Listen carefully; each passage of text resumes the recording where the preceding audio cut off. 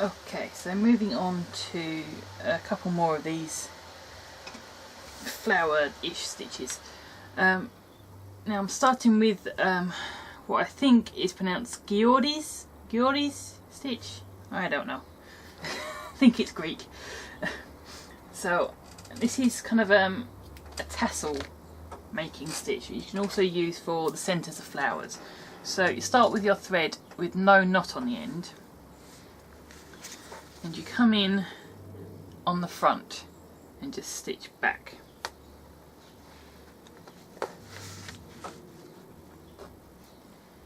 So leave a tail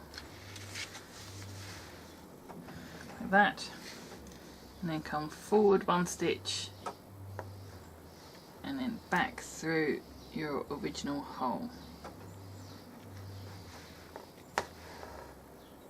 like that, and then you come over, just loop over,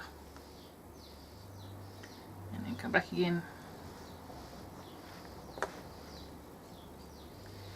and loop over,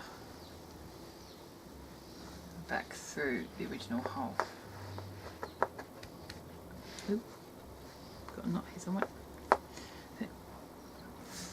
So you just continue that along on the edge of some fabric, and you can build up layers and layers and layers of these, or you can do them quite close together and make the centre parts of flowers.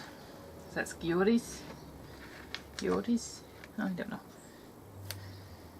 And if you're going to do them as tassels, I suggest you leave the loops in place until you're finished and then cut them down.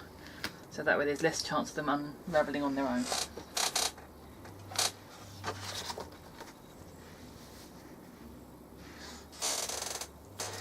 Okay, moving on to another flower centre stitch.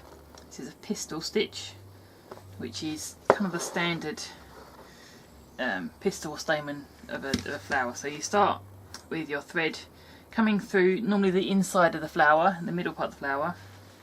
Then you come up a ways and essentially you make a French knot on the end. And then place that down like that.